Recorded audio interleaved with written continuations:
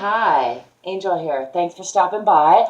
I am thinking about when do you quit?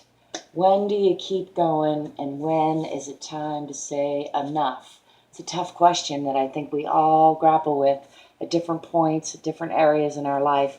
And there's not one answer, like with everything. There's not one way, there's not one answer. Still, there are some kind of guidelines that I've been mulling over for myself, and if I find that I don't feel I'm growing, if I find I don't find something fun, if I'm finding that I'm feeling held back from my goals, something is not in alignment with my bigger goals, then it's time to reevaluate and maybe say no.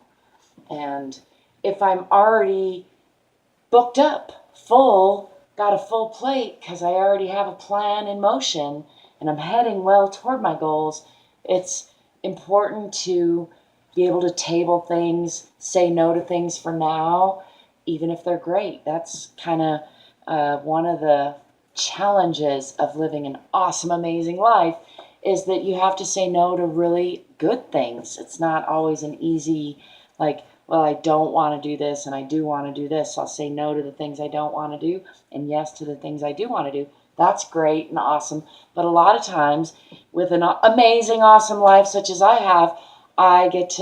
have to choose between a great thing and a different great thing, or an amazing thing and two other amazing things, or, it gets a little trickier, a little more difficult sometimes.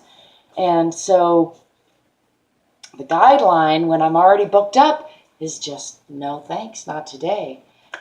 If it's something, now there are certain things that can trump that guideline easily, like snowboarding sometimes. That's one that will trump more often than not, but not always. There's nothing that is a end all be all in my world lately. There are things though that are more likely than not to trump everything else, and that I will set aside my routine, set aside my previous momentum even for a goal and take a little break and go snowboarding, go lately make money when I get a good job offer, because as much as I want to keep momentum on my big art project, I also need to catch up financially. So that is in line with my goals, even though it sometimes feels a little backwards or feels like it takes out of my schedule. And back to that point, it's like only I can know that in my gut. Only you can know what you should say yes and no to in your gut. But I encourage you to evaluate that regularly and keep in mind that there's the easy things, which aren't always that easy, easier said than done, but those clear choices between one thing that you prefer over another, or the real things that you just don't like versus the things you do like, those become easy to make decisions about what to say no to and what to say yes to.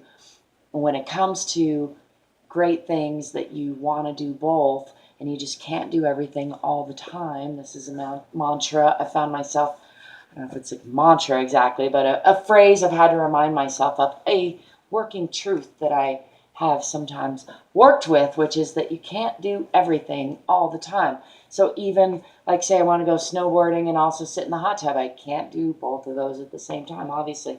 Or, I want to take a trip to the ocean and I also want to take a trip to the mountains. I might be able to do both of those at the same time. And I guess that's a little tangent side note, is you can look at layering, and I do that. I try to, combine time with friends with my travel time, or with workout time, or time with family with my own self-reflective time, or maybe meal time, or, I try to layer the priorities that I have so that I can get the most out of each opportunity that I can at each turn. So that's my 2 cents for right now. That might have been 4 cents. Till next time, peace, prosperity, possibilities, and potential.